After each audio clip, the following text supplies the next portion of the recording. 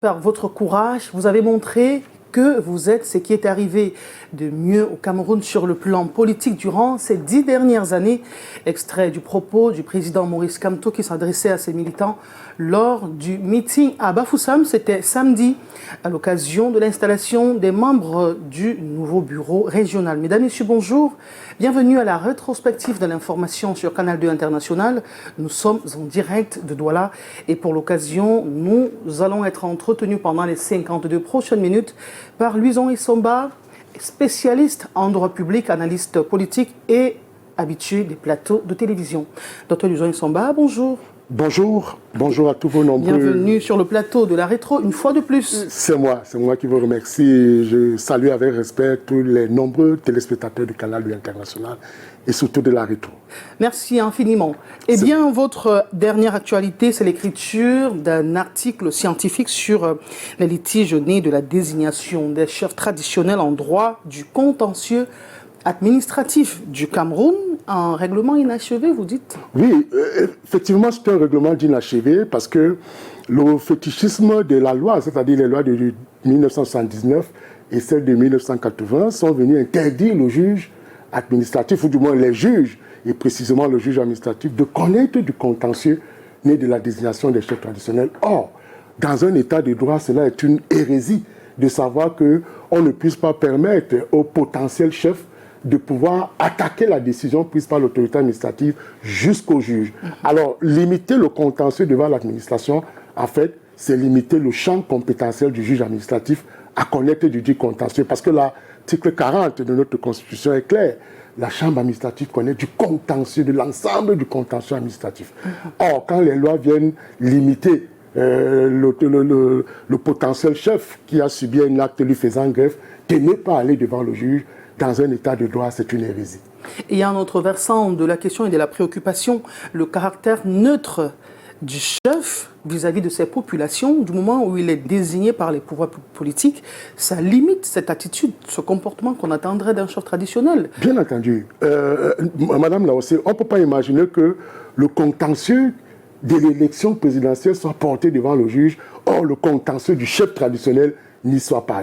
Quand je dis dans un état de droit, c'est une hérésie, et on comprend que les instruments juridiques internationaux ratifiés par le Cameroun disent que on ne peut pas, pour les besoins d'équité et les besoins justement d'état de droit, il faut permettre aux justiciables d'aller devant, j'allais dire, une institution indépendante qui garantirait mieux les droits du citoyen, et cette institution indépendante, c'est bien entendu le juge. Merci infiniment. Vous avez planté le décor. Nous vous parlions à l'entame de cette émission du meeting tenu par les militants du RMRC. C'était à Bafoussam, l'occasion pour le président de ce parti d'installer les membres élus du bureau régional. Je vous propose cette attitude de Maurice Kamto.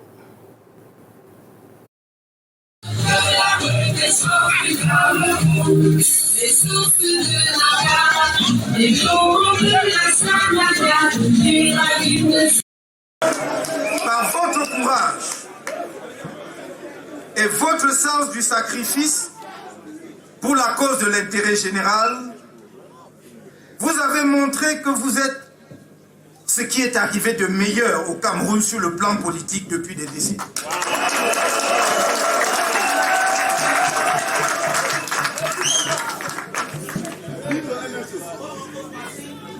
Ceux qui vous détestent le font parce que vous mettez à nu leurs méfaits et les dégâts qu'ils causent aux populations et à notre pays.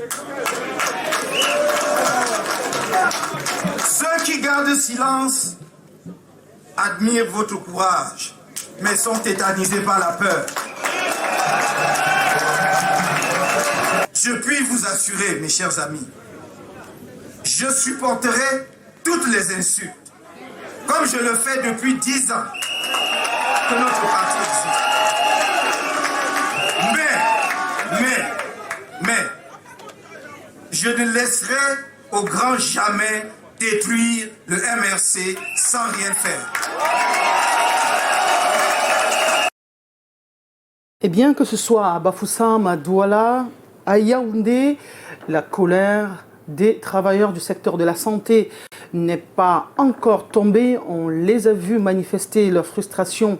C'était mardi dernier justement, date prévue pour le débrayage. Quelques jours plus tôt, le mouvement OTS Santé en a trop supporté, a porté une kyrielle de revendications et au courant de cette semaine, les membres du gouvernement se sont assis pour plancher sur un chronogramme qui leur permettra de résoudre les griefs portés à leur niveau. Nous vous proposons ce reportage de Karel Mezatia-Choya dans lequel vous aurez justement les plaintes inscrites.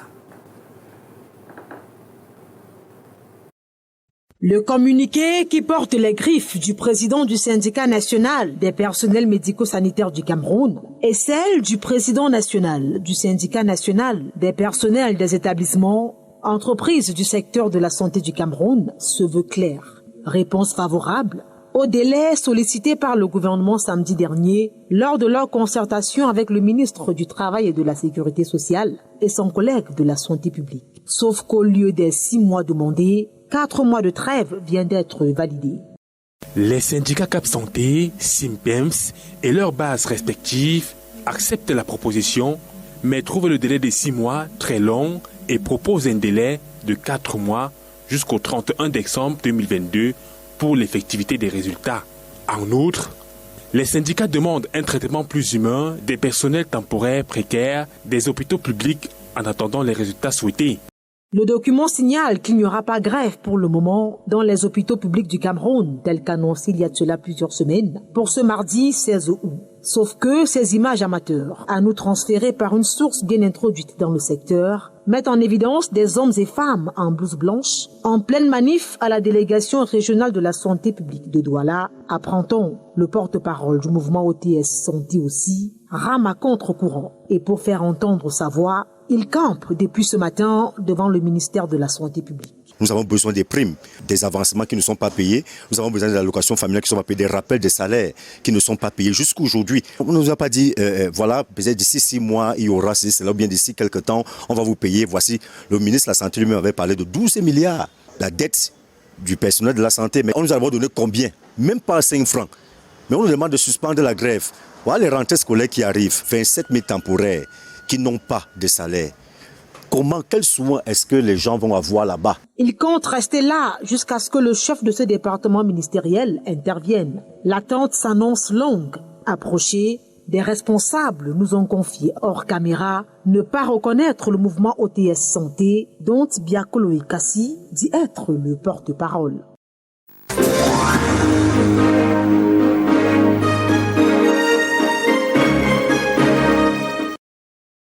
Le Jean Essomba, on le dit trivialement, la santé n'a pas de prix.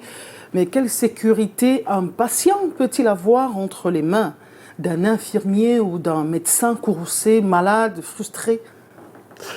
Vous savez, on le dit très souvent que celui qui porte la blouse est à l'image de Dieu.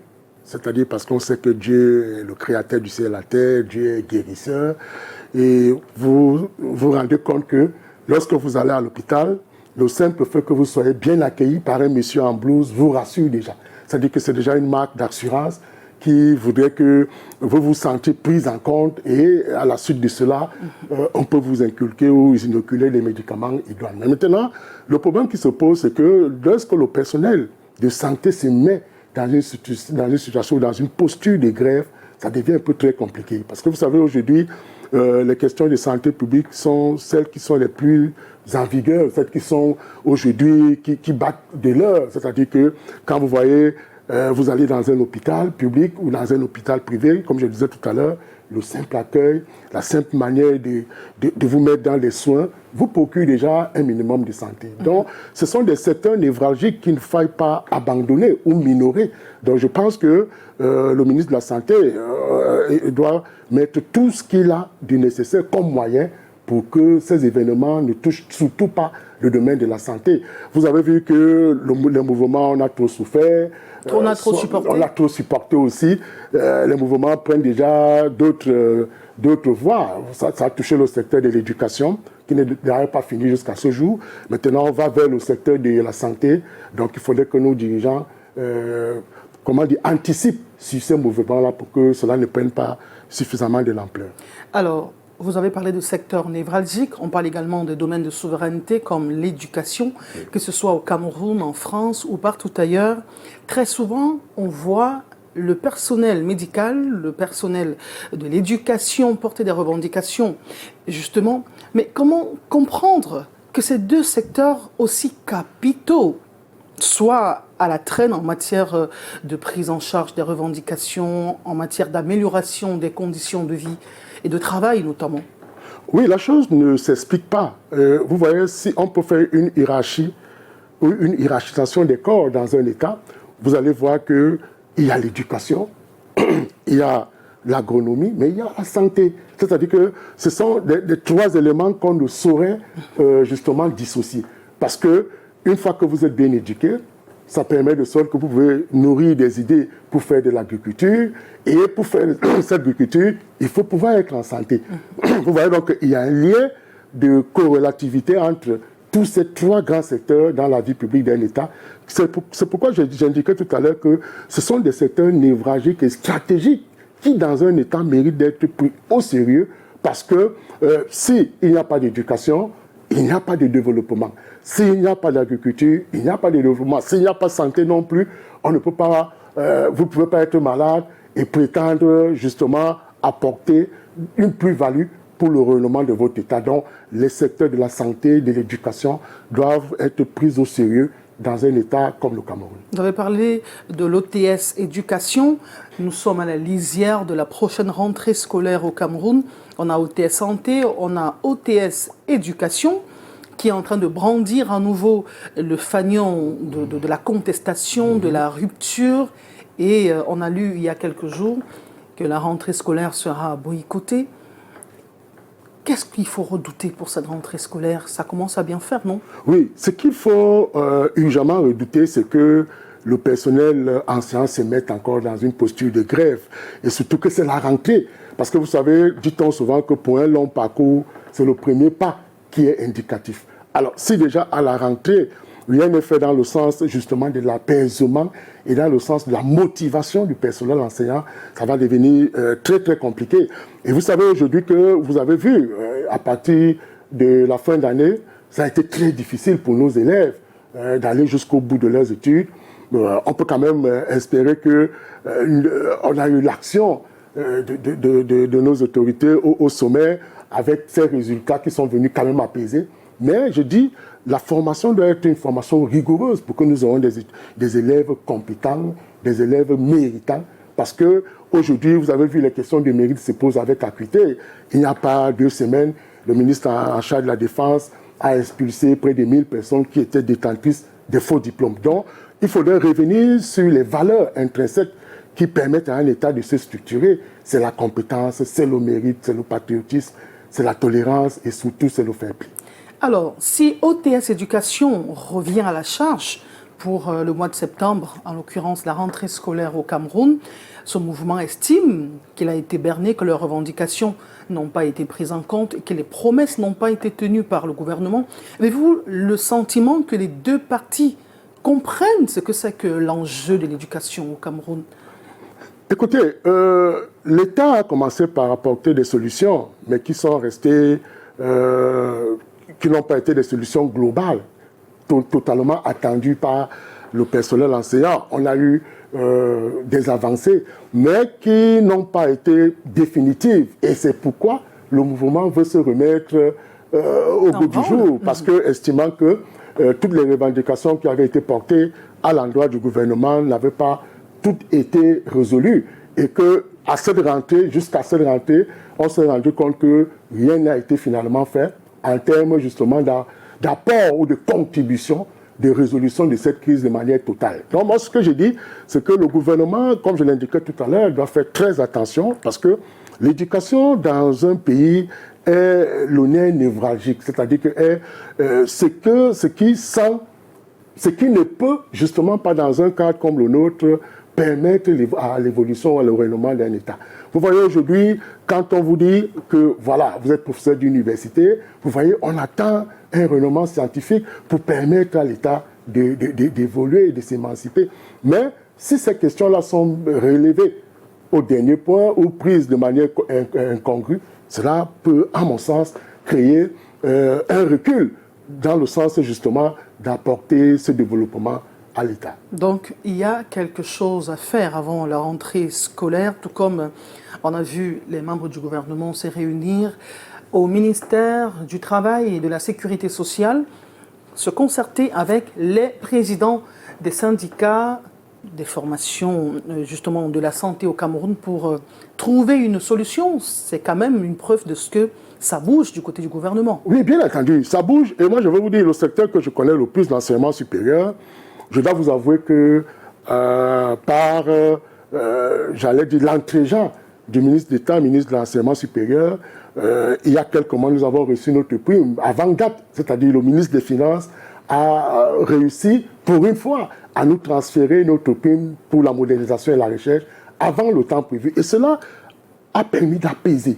Et aujourd'hui, vous voyez, c'est très calme au niveau de l'enseignement supérieur parce que les revendications qui avaient été portées au départ sont en train d'être prises en compte et je crois que c'est la calmie totale aujourd'hui dans les universités. On souhaiterait qu'il y ait une contagion, que cela fasse du et que cela s'éparpille ou s'étende du côté justement de nos collègues de l'éducation de base, des enseignements secondaires.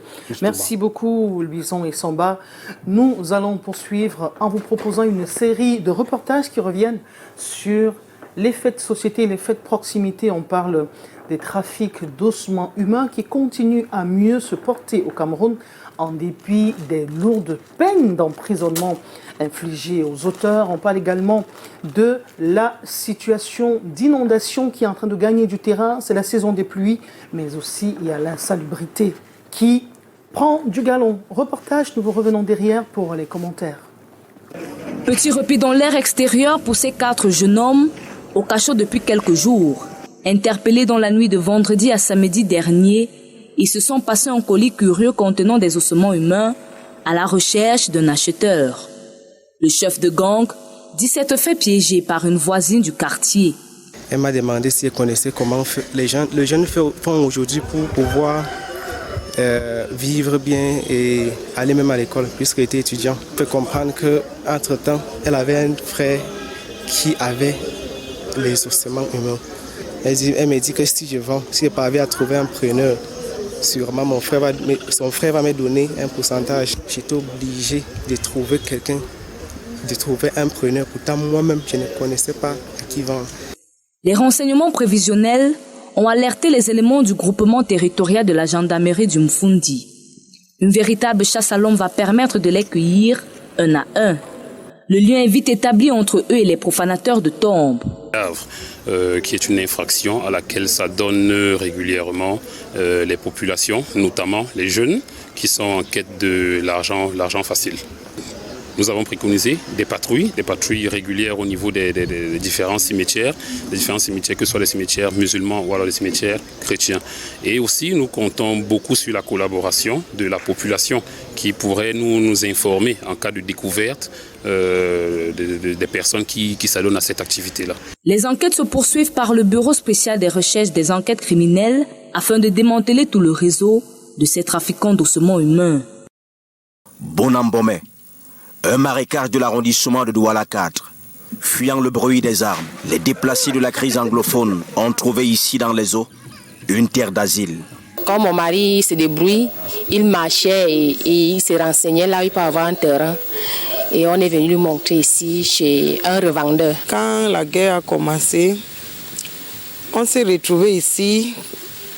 Comment? Parce qu'on nous a dit qu'il y a un quartier qu'on appelle Bonamomé. Les maisons sont moins chères là-bas. Anne a acquis en saison sèche un lopin de terrain de 100 mètres carrés à 400 000 francs CFA. Après la pluie de dimanche, elle regrette déjà. L'entrée, c'est mal. Dimanche, jusqu'à moi-même, ma tête a disjoncté dedans. Hein? Jusqu'à moi, je me disais que c'est comme ça comme l'endroit c'est. Je savais. Un chantier de titans. À la force de leurs bras, les hommes ont combattu sans jamais vaincre le marécage.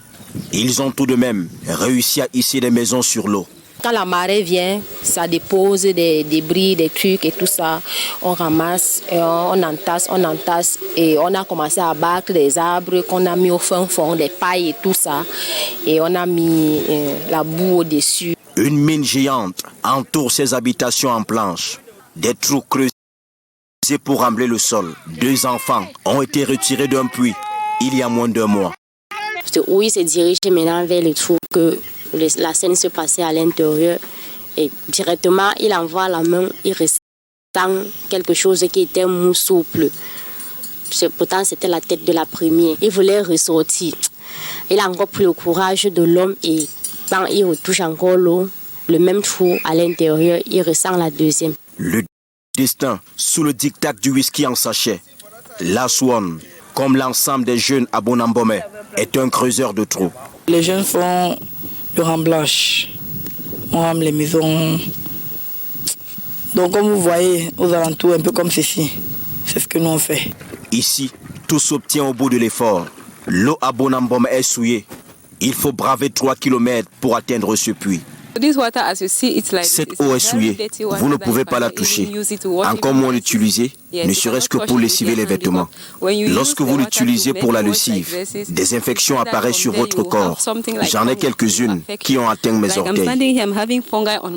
On n'a pas l'eau à boire, parce que pour puiser l'eau à boire, c'est des kilomètres.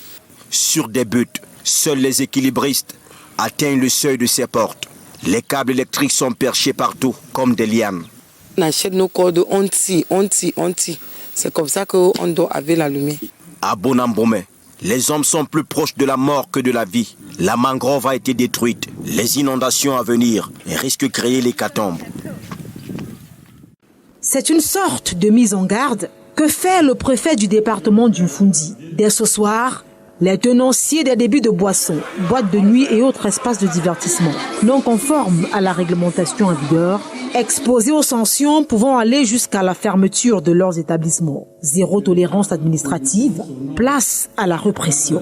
Les heures de fermeture doivent être respectées et on doit également respecter le voisinage. Les bruits, nuisances sonores, de jour comme de nuit, les tapages et autres, le respect des moindres mesures d'hygiène et de salubrité. Nous avons des débits de boissons qui manquent même de toilettes, au point où les clients se soulagent dans la nature.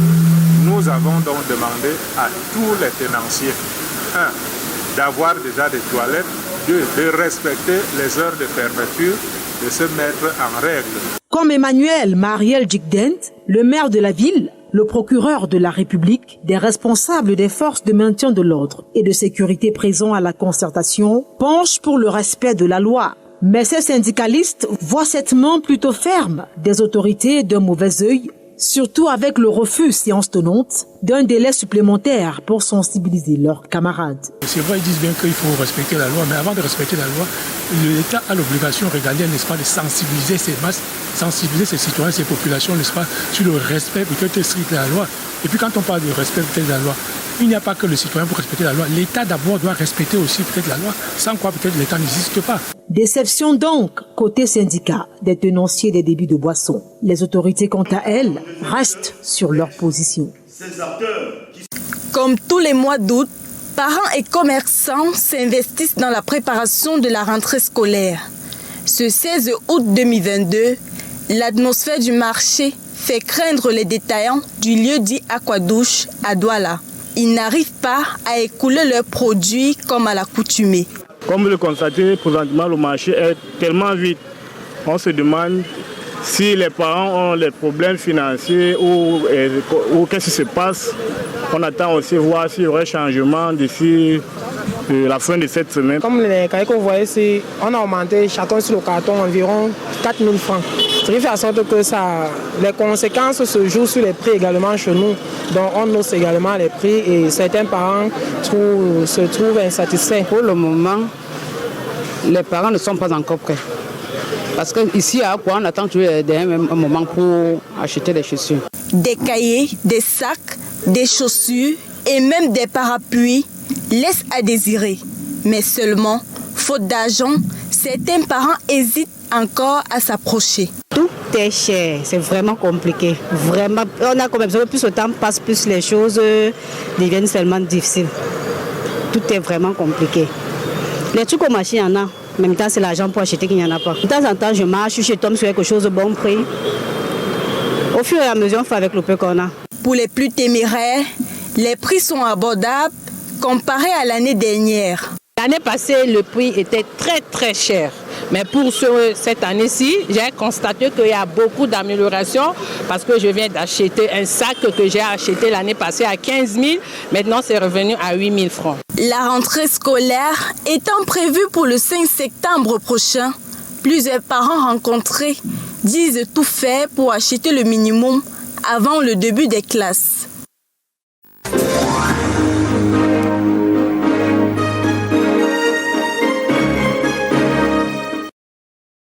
Le Jean Somba, durant ces 4 reportages qui ont été proposés aux populations, aux téléspectateurs, justement, je vous ai vu faire des grands signes lorsque on parlait de la nuisance sonore, facteur de stress. En journée, vous êtes fatigué, mais le soir, vous ne pouvez pas vous reposer. Mais on remarque justement que le phénomène gagne du terrain dans les grandes métropoles.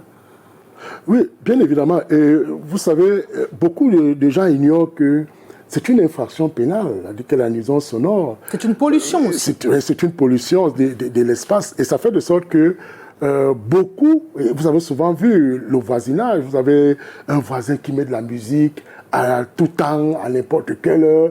Et cela fait de sorte que même dans la nuit où vous êtes censé prendre soit un repos de guerrier, soit tomber dans les bras de Morphée, vous êtes totalement déboussolé par ces bruits-là. Et c'est une infraction pénale, les nuisances sonores. Je crois que celui qui est coupable de cette infraction-là, il y a les peines d'abord privatives de liberté, je crois que c'est 1 mois à 3 mois, et une amende de 100 à 200 000 $. C'est une infraction pénale, il faut que les gens le sachent. Et ça fait de sorte qu'aujourd'hui, vous avez vu autour, par exemple, même à côté de l'université, vous voyez qu'il y a des bars, il y a des ceci, il y a des... C'est paradoxal, non, pour un milieu estudiantin où on a besoin d'être plus apaisé pour écouter. Voilà. Ce qui est souvent surprenant, c'est que vous allez voir à un moment donné, l'autorité administrative, de police administrative monte sur le créneau, menace.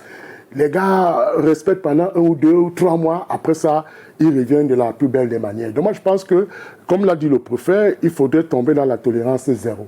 C'est-à-dire que les nuisances sonores aujourd'hui sont, comme on dit, c'est-à-dire que ça porte d'abord atteinte à l'ordre public, parce que lorsqu'on parle de l'ordre public dans sa composition triptyque, on va vous dire la sécurité, la salubrité et la tranquillité.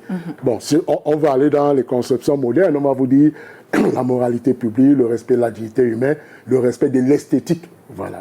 Alors ça veut donc dire qu'aujourd'hui, les nuisances sonores méritent qu'il y ait une contribution significative de l'administration en termes d'abord de sensibilisation. Parce que j'étais d'accord avec le monsieur du syndicat, Roger Tapa, qui indiquait que c'est une police administrative, de police préventive. Donc, il faut d'abord prévenir avant d'aller vers la phase de la répression. On n'a pas le sentiment que ce sera un problème qui va être résolu dans les prochains jours au regard de la tonalité et même de la position du président du syndicat. Il est campé sur sa position autant que la préfecture, elle aussi. Oui. C'est une guerre qui n'est pas gagnée d'avance. Écoutez, on a souvent dit qu'il faut toujours rester du côté de la légalité. Je crois que ceux qui sont porteurs de la légalité, c'est l'État qui est dépositaire de la contrainte légitime, du monopole de la contrainte légitime. Donc, on ne saurait entrer en duel avec l'État. Mais tout ce que je dis, ce n'est plus la conception d'un État jacobin, d'un État toujours qui frappe. Un État peut aussi avoir une conception managériale, dans le sens justement de ne pas toujours être un instrument de menace à l'endroit des populations. Donc, moi, la sortie de Roger Tapa, le syndicaliste, m'a intéressé à plus d'un titre, parce qu'il a quand même rappelé aux autorités administratives que ne fonçons pas directement vers la phase répressive, qui est une phase brutale, commençons par une phase de sensibilisation, parce que c'est aussi ça, l'esprit et la lettre de la police administrative, qui commence par la prévention, et certainement s'il y a résistance... Dans prévention, il y a sensibilisation. Oui, bien entendu. D'accord. Ok. On a également parlé de rentrée scolaire, c'est le 5 septembre prochain.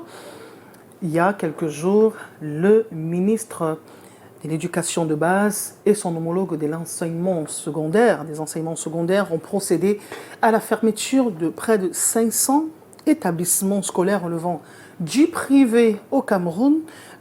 Luson Essomba, comment expliquer cette prolifération? Ce sont des établissements qui ont fonctionné l'année dernière, qui ont ouvert leurs portes l'année dernière. Et à quelques jours de la rentrée scolaire, ils sont déclarés persona non grata dans le calendrier de l'éducation au Cameroun. Comment le comprendre? Comment l'expliquer? Alors, là aussi, il faut dire que le phénomène est devenu chronique et il est devenu aussi anachronique.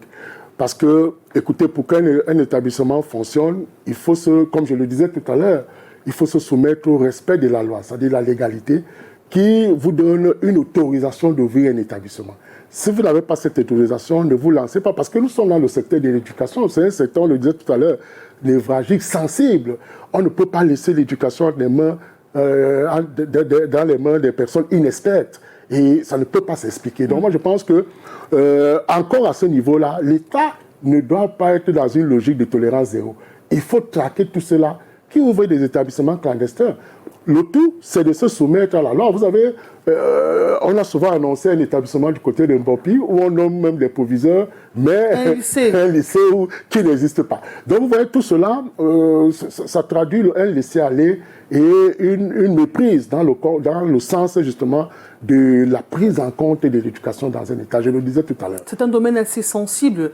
La qualité de l'éducation détermine la qualité du citoyen, mais c'est un business à ciel ouvert. Il y a des maisons où le salon c'est compartimenté, ce sont des salles de classe, ce sont des écoles qui se créent dans des couloirs et les rues au Cameroun.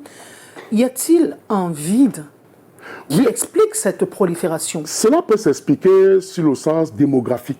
C'est-à-dire qu'en convoquant l'aspect démographique, vous voyez aujourd'hui, les populations augmentent à une vitesse exponentielle. Cela fait de sorte que les gens sont dans les logiques aujourd'hui de ne pas éloigner les enfants très loin de la maison. Donc, à partir de là, peuvent se créer des établissements clandestins partout où l'on peut se trouver. C'est ce qui peut justifier cela.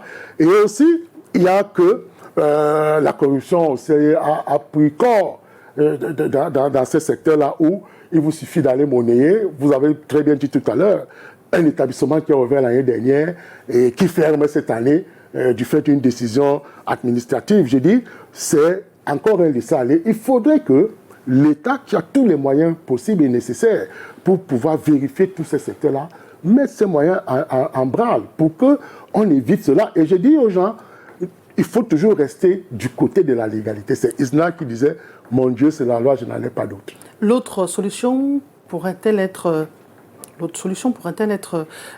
la multiplication des lycées, par exemple? Bien entendu. Établissements. Bien entendu. Je parlais tout à l'heure du développement démographique. La population augmente à une vitesse exponentielle. Donc, il faudrait que l'État pense à cela. Et l'État pense donc à créer des établissements partout où besoin est, pour éviter donc que la clandestinité ne prenne le pas sur la légalité. C'est entendu. Nous allons nous intéresser à la culture cette semaine. C'est plus de 600 musiciens, artistes, producteurs qui sont passés à la caisse. 350 millions de francs CFA ont été décaissés pour leur permettre de rentrer dans leurs droits. Ça compte pour la période CMC SOCAM de 2005 à 2009. Et à la suite, on parlera du Ngondo qui a son thème pour cette année. C'est une succession de reportages que nous proposent nos reporters Aimé Catherine Moukouri et Janice Kamga. Ils sont tous des seniors dans le monde de l'art musical. Au moins 14 ans d'expérience, du temps où ils étaient affiliés à la CMC, puis à la SOCAM. Le babillard affiche 624 ayants droit. Certains arrivent ce 18 août, affaiblis par la maladie. Sur les 340 millions en partage, il y en a qui s'en tirent à bon compte. Moi, je suis satisfait parce que, étant administrateur dans une autre société, je sais que ce n'est pas le Pérou. C'est même une petite surprise. D'autres, par contre, voient rouge. J'ai mis 4 millions en 2008. 4 millions. Et aujourd'hui, on ne peut pas me dire qu'une liste comme ça des aérés de 2008 à 2009, comme ils sont en train de dire, mon nom ne sort pas. Cette période, j'ai sorti mon album Vol à nous. Et j'ai fait les clips, ça passait beaucoup.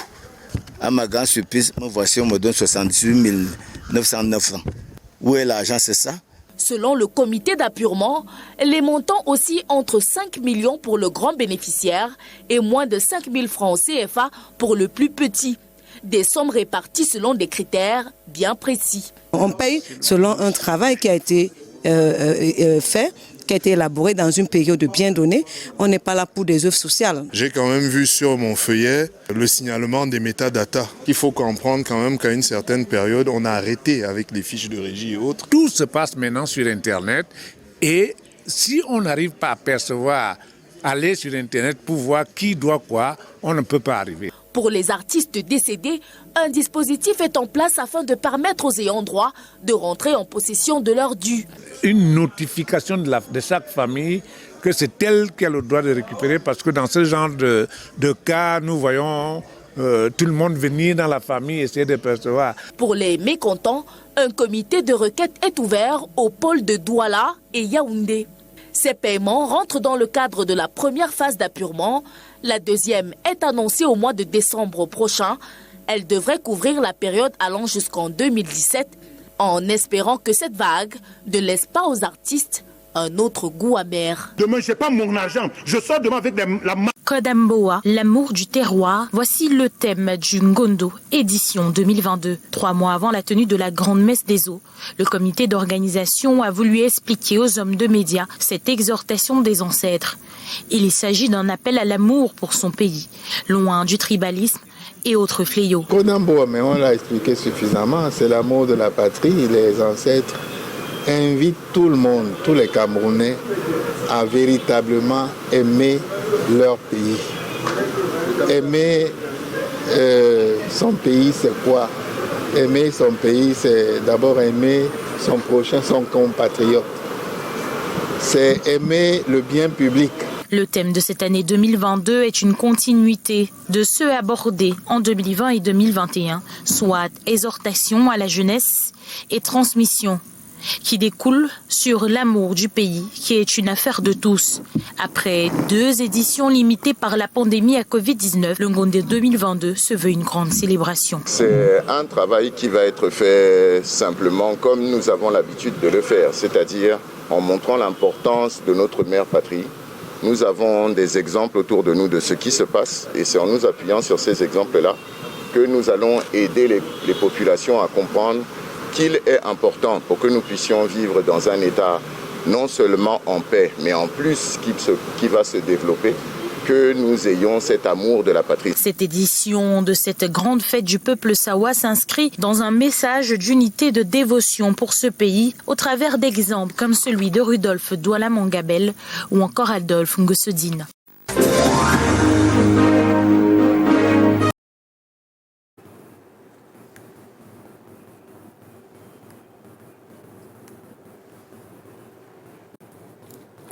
Eh bien, retour sur ce plateau, Luzon et Soba, on parle de Kodamboa, l'amour du pays, dans un moment où plusieurs Camerounais sont pris dans les serres du tribalisme exacerbé depuis la présidentielle de 2018.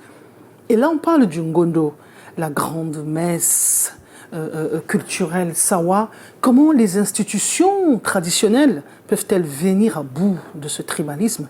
Entendu que le tribalisme, c'est la préférence de soi, c'est la présentation de sa tribu comme meilleure, comme supérieure à celle des autres. Oui, écoutez, les institutions traditionnelles jouent un rôle important pour non seulement la vitalité des institutions modernes. Vous voyez aujourd'hui la chambre des chefs du côté du nord et du sud-ouest, il y a toute une chambre des chefs. On voit comment les chefs traditionnels sont impliqués dans le choix, par exemple, du président du conseil régional, ainsi de suite. Et on voit même les chefs, même au niveau justement du Sénat, qui est la chambre haute du Parlement camerounais. Donc, la chefferie, j'allais dire, les institutions traditionnelles sont importantes dans le cadre d'un État comme le nôtre, en termes justement d'apport sur le secteur, dans l'optique de la sensibilisation, dans l'optique de l'imprégnation de la culture et même dans le sens d'apaisement même des conflits sociaux. C'est-à-dire que les chefs ont toujours joué ces rôles-là. C'est même une des missions les plus tribuniciennes des chefs traditionnels, le règlement des litiges. Vous voyez, et ça fait de sorte que les chefferies aujourd'hui sont plus porteuses d'espoir parce que les gens préfèrent que ce soit résolu au niveau de la palabre traditionnelle que de porter l'affaire devant les instances modernes. Et c'est à partir de là qu'on se rend compte que les institutions traditionnelles au Cameroun sont importantes et jouent un rôle, j'allais dire, significatif dans le sens du rayonnement d'un État. Dans chacune de nos langues, il y a toujours une expression de dénigrement de l'autre. Je ne vais pas les répéter, nous le savons, dans nos cultures, c'est la tradition. Et le chef traditionnel fait partie de cet écosystème-là. Il y a beaucoup de choses à faire quand même. Oui, bien entendu, je l'ai indiqué tout à l'heure avec force et détail pour souligner que le chef, c'est un peu tout un gouvernement. C'est-à-dire que c'est le ministre des Affaires culturelles, c'est le premier danseur, on va vous dire, c'est le ministre de la Défense, c'est le premier défenseur des intérêts de la communauté, c'est le ministre de la Justice, parce que c'est lui, à un moment donné, qui peut résoudre les litiges. Vous voyez, il est tout un gouvernement réuni en lui. Et ça fait de sorte que aujourd'hui, même sur le plan de la science, nous avons consacré, vous avez vu tout à l'heure, je vous parlais de la désignation des chefs traditionnels, donc nous consacrons beaucoup d'études pour essayer de démontrer que la chefferie au Cameroun et même ailleurs, vous voyez, si nous prenons l'exemple du Ghana, au Ghana aujourd'hui, l'institution chefale est classée parmi les institutions phares. Au Ghana, les chefs ont un rôle protocolaire. Quand il y a une cérémonie publique, vous voyez, les chefs bénéficient d'un protocole, d'une préséance à nul autre pareil. Donc on voudrait que cela soit également fait dans le contexte du Cameroun, où on affiche clairement une place de choix à nos chefs traditionnels qui sont parfois un peu délaissés. Vous parlez justement de la place chefale, de la position protocolaire du chef, ce qu'il représente comme symbole au milieu de ses administrés. Aujourd'hui, les chefs traditionnels sont impliqués au vu et au su de tous dans des formations politiques, et qui dit politique dit partition, préférence. Quel regard portez-vous justement sur la perception que les uns et les autres ont de cette fonction chefale dans les tribus au Cameroun? Oui, ce qui se passe aujourd'hui, c'est que la fonction chefale a suffisamment évolué et a pris des proportions, surtout dans le sens politique. Vous l'avez si bien dit, les chefs traditionnels sont devenus des hommes politiques et c'est ce qui, en réalité, fragilise leur statut, fragilise leur autorité. Ils devraient être neutres? Oui, bien sûr, c'est le premier critère d'un chef traditionnel, la neutralité. Parce que vous voyez, aujourd'hui, les chefs ont un pouvoir d'orientation politique. C'est-à-dire que vous avez des chefs qui vous disent vous devez voter pour tel parti. Des consignes de vote? Nous ne sommes pas... Voilà. Et cela fait de sorte que ça fragilise l'autorité des chefs. Et vous savez qu'en politique, ça ne rit pas. C'est Gaspard Ganza qui disait que la politique est un sport violent où à un moment donné, on peut se donner des coups sous la ceinture au mépris de la position du bijou familial. Et ça fait de sorte qu'à partir de là, dès que vous avez un chef comme concurrent, vous ne le prenez plus comme le chef, mais c'est un concurrent politique. Donc vous pouvez, comme la politique, c'est tous les coups qui sont permis, vous pouvez envoyer des coups n'importe où. Or, le chef doit faire preuve de neutralité. C'est l'un des premiers principes d'un chef, l'une des premières valeurs du chef, c'est de faire preuve de neutralité, surtout dans un contexte politique ambiant comme le nôtre, avec près de 300 formations politiques. Difficile d'être neutre lorsqu'on est désigné, par exemple, par l'autorité administrative ou installé par l'autorité administrative. Non, au contraire. Non, c'est un adoubement administratif qui n'a rien à voir sur la dimension spirituelle et culturelle et traditionnelle. Quand vous êtes désigné, vous êtes choisi en fonction d'un certain nombre de critères. Non, quand même. Non, l'administration vient homologuer le choix qui est fait sur le plan traditionnel. C'est-à-dire qu'en fait, on parle d'homologation. Vous voyez, un acte d'homologation. Je m'en tiens un tout petit peu à la titraille de votre article, le litige né de la désignation des chefs traditionnels en droit administratif. Oui. Dans la désignation, c'est une procédure qui voudrait que l'administration, c'est-à-dire que ouvre d'abord une voie de consultation, c'est-à-dire on consulte d'abord les autorités coutumières compétentes.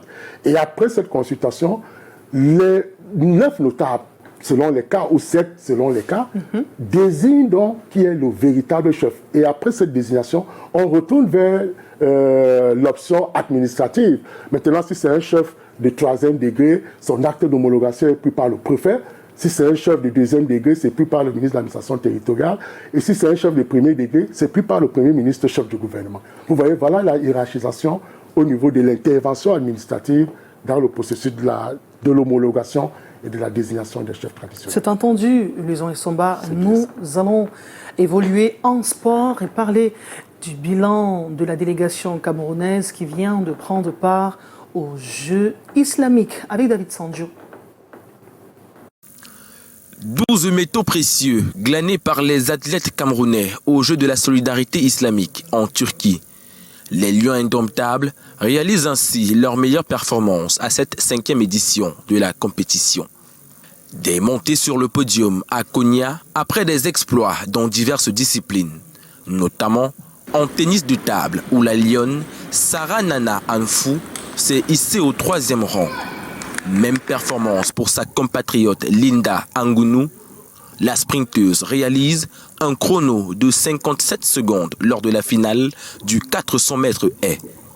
Au lancer de disque, Nora Moni décroche le bronze, tout comme les handballeuses camerounaises présentes à cette compétition. Mieux que le bronze, Mekeni Clémentine arrache 3 médailles en argent en haltérophilie. Même métal pour les volleyeurs camerounais tombés en finale face à l'Iran, ainsi que pour la nageuse milanessi Nora. L'haltérophile Eyengam Bossi Gaël ne s'est pas contentée du bronze obtenu dans la catégorie des 76 kg. Elle décroche juste après le métal en or. La même médaille est remportée en athlétisme par Emmanuel Essémé. Il termine premier au sprint. Une moisson plutôt satisfaisante pour la Team Cameroun. Le pays abritera la prochaine édition de la compétition prévue en 2025.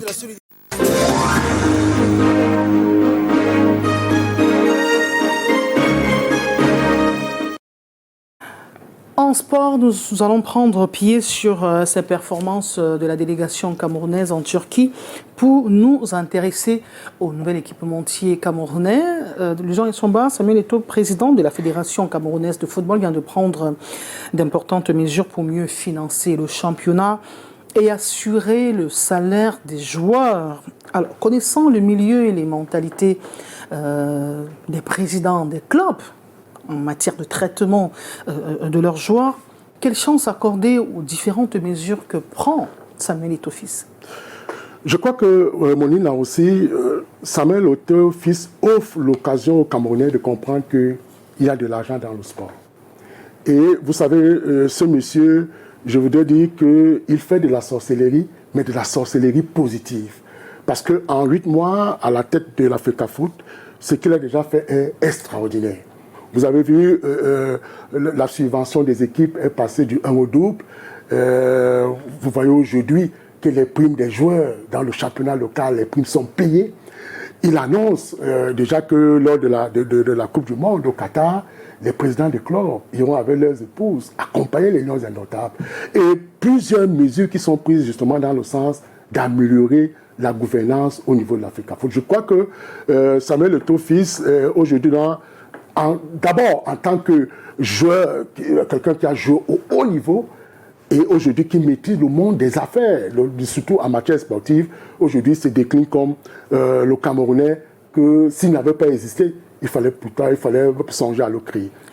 Pour sortir sur la question, il a résilié, ou la FECAFOOT a résilié le contrat qu'il y ait cette fédération à l'équipementier corps sportif pour One All Sport. Un commentaire rapidement. Oui, le commentaire, c'est que Samuel Eto'o a tourné le dos à tous les anciens équipementiers qui, justement, n'étaient pas dans un contrat égal, partenaire gagnant-gagnant avec la FECAFOOT. Il a ouvert aujourd'hui la vente vers un partenaire qui s'incruste de manière fraîche dans le domaine du sport, parce que All Sport ne s'occupait que des sports mécaniques. One All Sport. All Sport ne s'occupait que des sports mécaniques, c'est-à-dire que les courses, les automobilistes, et tout de suite. Mais c'est la première fois, d'ailleurs, pour les Camerounais qui sont vigilants, All Sport a commencé à signer en 2000. Pas des t-shirts, on avait déjà vu des t-shirts, près de 3000 t-shirts, 3 millions de t-shirts à signer. Et je crois que c'est par là que Samuel Eto'o a certainement ouvert la vente de ce côté-là. Et aujourd'hui, le contrat, bien que la clause de confidentialité au niveau de la somme reste cachée, on parle quand même d'un contrat de près de 7 milliards. C'est ce qui se suppute, hein, en attendant voir la clause finale qui soit révélée. Mais je dois dire qu'aujourd'hui, Monina aussi, je venais ce matin, je me suis rendu compte que même au niveau de la chaussée, vous avez des enfants qui jouent au football. Et je pense que c'est l'œuvre de Samuel Eto'o qui est en train de démontrer aux gens que tout, ce n'est pas dans les choses livresques. Tout peut aussi se faire à partir du talent que vous avez, tout petit, vous grandissez. Et si vous êtes bon joueur, talentueux, vous pouvez nourrir votre famille parce qu'il y a de l'argent dans le sport. Et vous voyez, son passage permet de comprendre qu'en fait, nous donne l'impression qu'avant lui, il n'y avait personne n'était passé à l'Africa Foot comme président. C'est quand même un risque à prendre, cette résiliation unilatérale du contrat avec le corps sportif à quelques mois ou quelques semaines de la rencontre mondiale au Qatar. Le corps sportif va signer l'Africa Foot en justice et des milliards de francs CFA pourraient être payés pour dédommagement. Écoutez, la rupture du contrat est prévue dans les clauses contractuelles. Aucun contrat ne peut être établi ad vitam aeternam, c'est-à-dire de manière éternelle. Donc, à un moment donné, si des clauses du contrat ne sont pas respectées, la résiliation unilatérale est profitable à l'une des parties. Voilà, la résiliation unilatérale est possible. Je crois que c'est la voie que Samuel Eto'o a choisie. Bon, maintenant, cause sportive, ce qui est, à mon sens, ce qui n'est pas concevable, à mon sens, c'est qu'ils estiment que la clause de confidentialité avait été révélée. Et moi, je pense que ce n'est pas cela. Ce qui fait mal à cause sportive, c'est simplement qu'il y a eu cette rupture, je ne veux pas dire abusive du contrat, mais cette rupture du contrat qui s'inscrit dans les clauses contractuelles, qui voudrait que, une fois que nous avons passé un contrat, sa durée ne doit pas être à vie. À tout moment, il y a la clause de résiliation qui intervient pour que les uns et les autres, les parties au contrat comprennent que si les obligations n'ont pas été respectées, le contrat peut être résilié. Ok, M. Luzon Nsomba, nous sommes rendus à quelques minutes seulement de la fin de ce programme. Nous allons dire un mot sur l'actualité internationale. Vous le savez, l'opération Barkhane s'est achevée du côté du Mali. On a vu les engins français partir pour s'installer juste à côté au Niger. Mais le Mali, quand même, a traîné la France devant le Conseil de sécurité de l'ONU pour des exactions et violations que Bamako qualifie de graves. On peut citer parmi les exactions l'espionnage en faveur des djihadistes, pillage des ressources minières, etc. Et Paris trouve justement Bamako ingrate. On sait que la France est membre du Conseil de sécurité. Quelle chance il y a qui qualifie cette confrontation de calebasse qui va affronter le pilon. Quelle chance pour le Mali d'avoir gain de cause au niveau de l'ONU avec cette plainte? Je dois vous avouer que sous le fondement de la souveraineté des États, un État est souverain d'abord sur son espace territorial. Et l'espace territorial est justement divisé l'espace terrestre, l'espace maritime et l'espace aérien. Alors, quand un autre État souverain viole l'espace aérien d'un État, cela est très grave. Et je pense que la voie empruntée par le Mali en saisissant le Conseil de sécurité des Nations Unies est une voie légitime. Je crois que c'est l'article 55 qui convoque l'idée justement d'une légitime défense en ayant saisi les institutions internationales compétentes pour garantir et assurer la paix internationale. Merci beaucoup, Luzon Nsomba, d'avoir participé à cette émission, d'avoir accepté notre invitation. Nous vous disons merci pour cette fidélité sans cesse renouvelée. À vous, chers téléspectateurs, merci d'être toujours là, tous les dimanches à 9h pour ce rendez-vous dominical, la rétro, l'émission qui revient sur les faits marquants de la semaine. Demain lundi, ce sera la rediffusion à 9h. Je vous retrouve à 13h avec Henri Kedjan-Atembe dans le cadre du journal bilingue sur Canal 2 International. Dimanche prochain sera un autre rendez-vous de la rétro. Merci d'être toujours là. Prenez soin de vous et restez en compagnie des programmes de Canal 2 International qui se poursuivent. Allez, portez-vous bien. À bientôt.